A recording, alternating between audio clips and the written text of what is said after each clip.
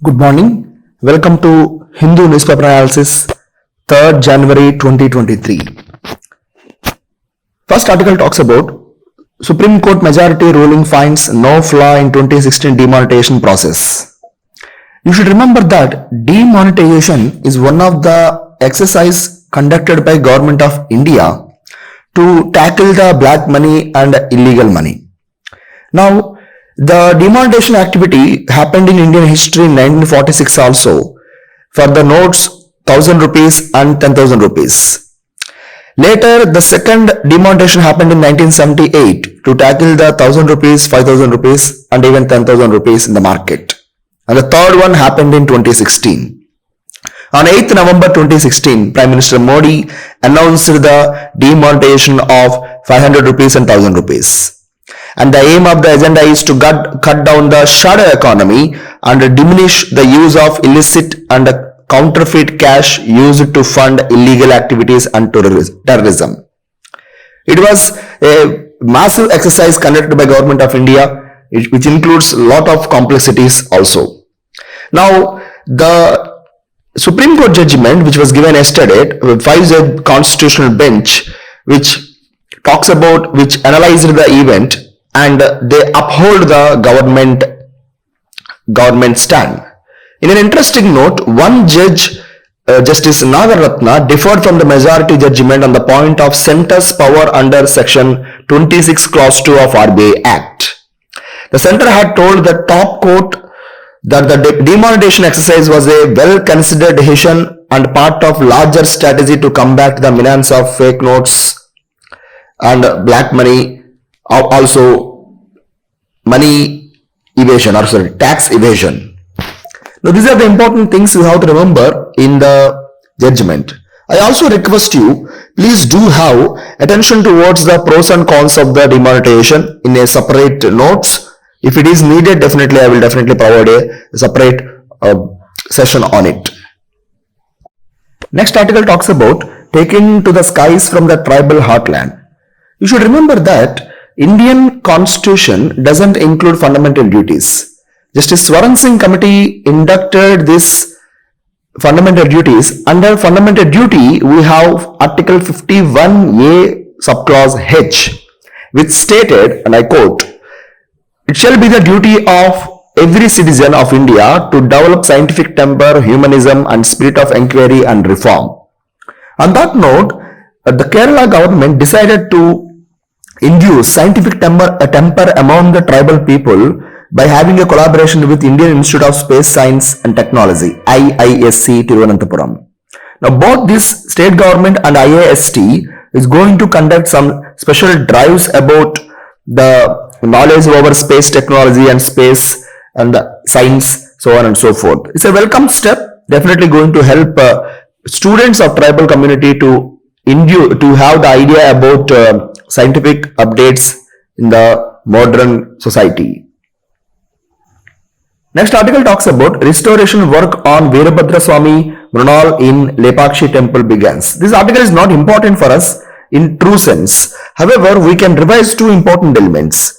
The Verabhadra Swami temple, which is the hallmark and very famous temple within the southern region, which also includes the Mrunal paintings also. So we can revise that these two important prelims based questions about history in India. You should remember that even last year also this Verabhadra Swami temple got its recognition into UNESCO tentative list of World Heritage Sites in India 2022. Now this Lepakshi temple complex, which includes temple of Lord Vishnu, Shiva and Verabhadra. So Verabhadra temple was constructed by two brothers, and Veeranna and Virupanna, and here the temple was built in the style of Vijayanagara architecture style. And here it is on the top of the temple, you will see Kurma Silam, or you can say tortoise shaped hill. There is a huge Nandi bull made from single granite stone, and the original structure is said to be built by sage Agastya and finds mentioned in the Skanda Purana also. And you should also remember that it was the king of Achyuta Devaraya who was under the leadership of Achyuta Devaraya only the Virupanna and Veeranna built this temple. Now what is important is the high ceiling is filled with long panels of fresco painting, or you can say the murals. So mural painting is a type of special painting in Indian style where you will find a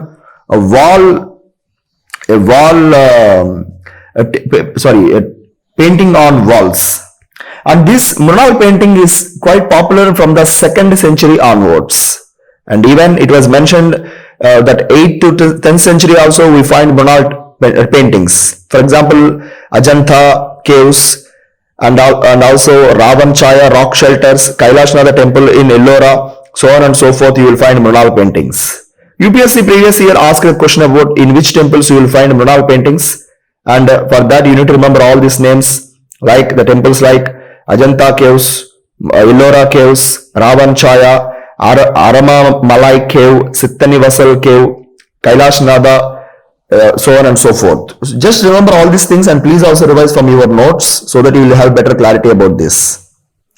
Next article talks about when degrees lose their worth. This article was written by Krishna Kumar, a former director of NCERT, and he highlighted in a different manner, he highlighted the loopholes in the Indian education system, particularly the higher education system.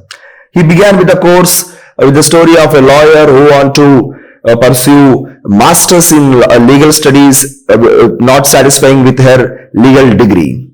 So author highlighted the story from a book, Diploma Disease, written by a Ronald Doyle, so who spoke about more degrees and gaining popularity in the countries like Sri Lanka, South Korea, Japan. Of course, India is also a part of it. So the demand is rising because more qualification makes them to get the more lucrative jobs.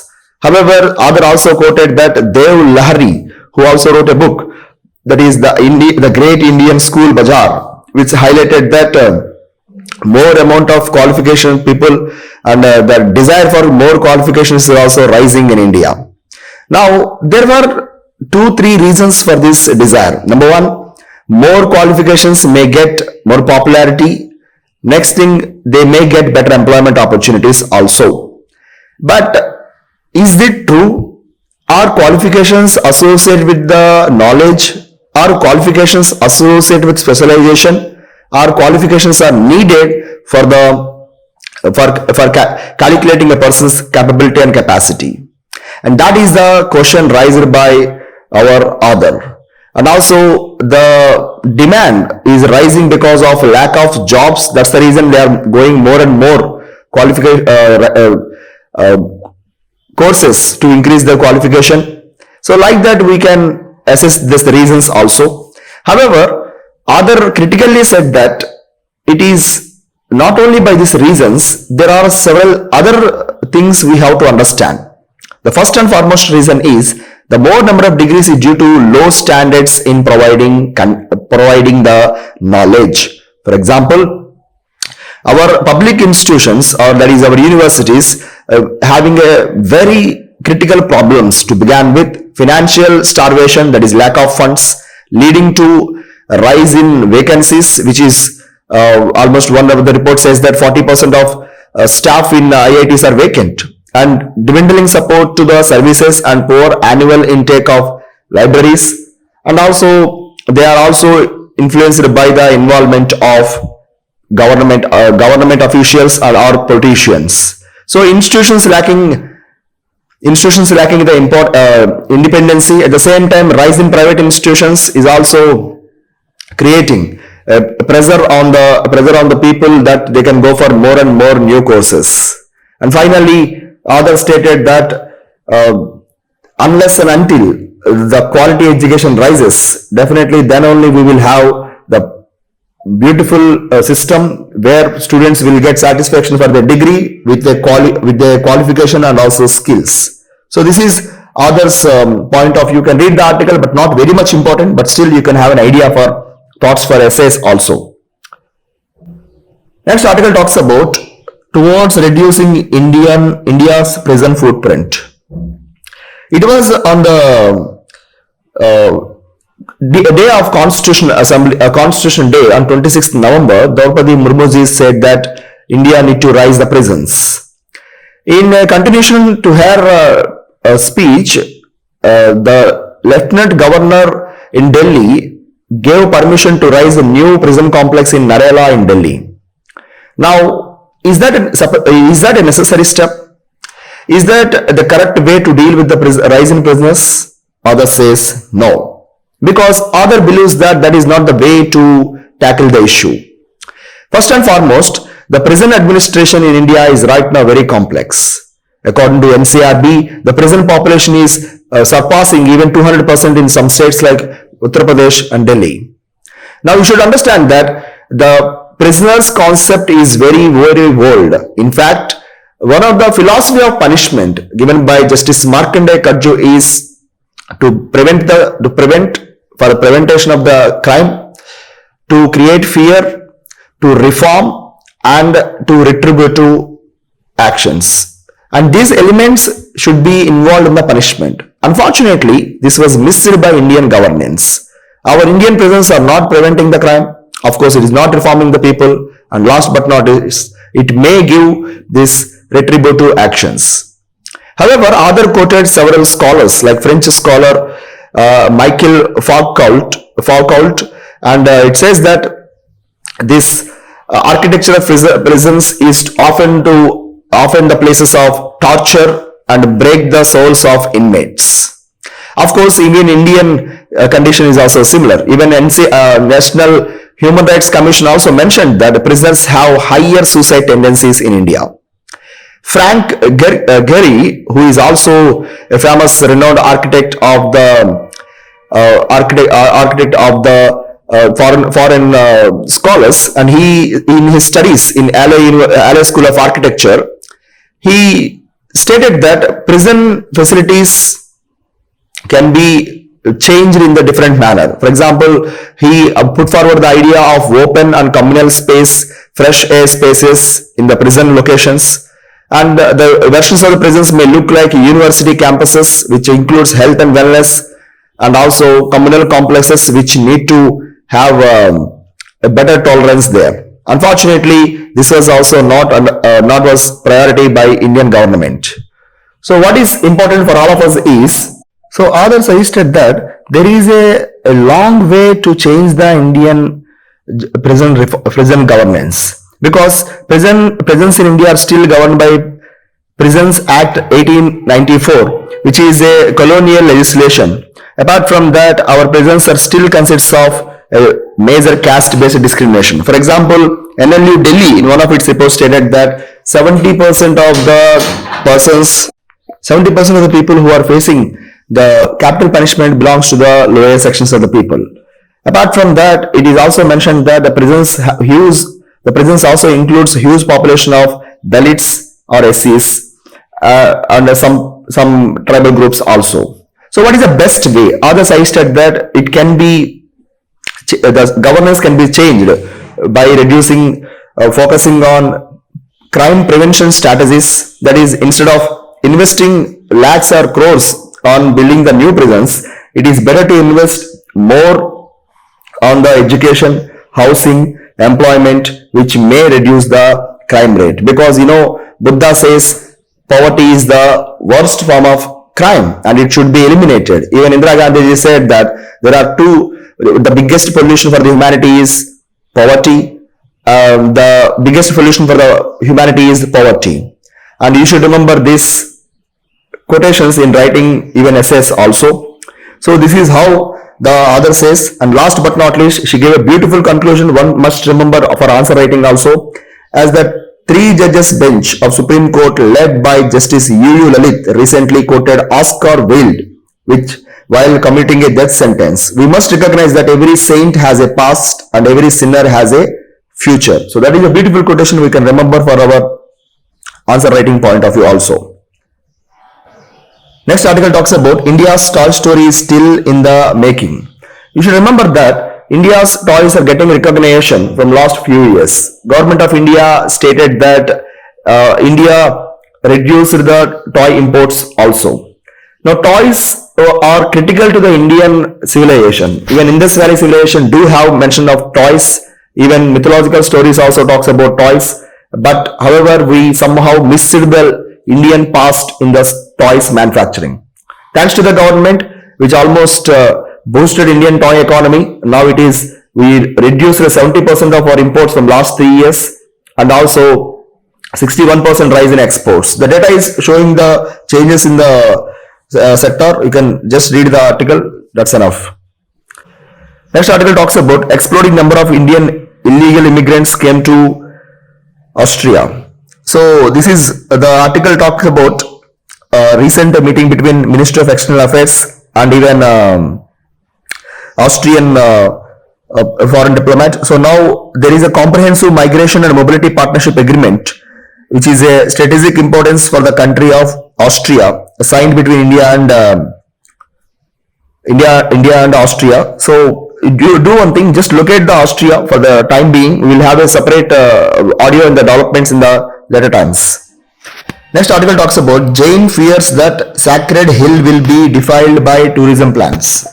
Now, this article having two importance. One is impacts of tourism on the sacred hills. Apart from that, we should also remember that this particular aspect, how the tourism sector is also sometimes affecting the culture.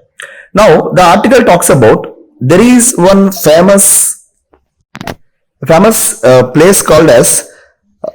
Now, this article says that there is a hill called as Parasanatha Parvat Hill, and this hill is quite popular among the Jains because the hill, which is a place of pilgrimage to the Jains, and this was right now in news because Jharkhand government is now to promote eco-tourism at the Parasanatha Parvat.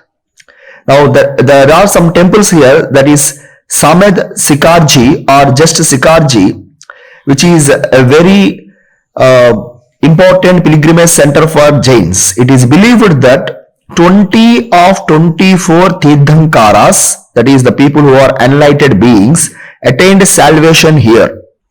The hill itself named after Parasanatha, the 23rd Tirthankara. So every year Jains will take a 27 kilometers long trek to reach the summit, and it is an important part of their pilgrimage life.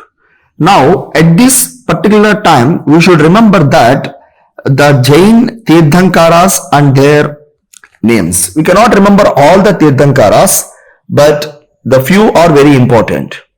So to be precisely, the first Tirthankara of Jainism is Rishabhanatha, and who is also exist before Indus Valley civilization.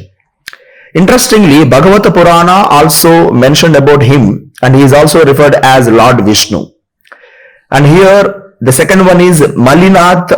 Malinath is also the second Tirthankara, and people says that it is the name Malli, which is also a woman, but however there is no consensus among this. The third Tirthankara is Neminatha, and he is also the 22nd Tirthankara. So the Tirthankara should be remembered. The 19th one is Malli, and Neminatha 22nd, and 23rd Parasvanta, and Parasvanta is 23rd Tirthankara, and the 5th one, and the 24th one is Mahavira. So Mahavira should be remembered for a greater reason because he attained moksha and a salty, and he attained nirvana at Pavapuri, Bihar. So all these are very important for all of us. To be precisely, the names should be important for our prelims point of view. Last article talks about RBI has retained the State Bank of India, ICICI, HDFC as systematically important bank. The concept is very simple. Some banks, due to their size, cross-jurisdictional activities, complexity, and interconnectedness, they became very important in the banking system. And they are considered as too big to fail. The perception creates an exception of government support for these banks at the time of distress, and they are subject for additional policy measures, systematic risk and moral hazards issues posed by them.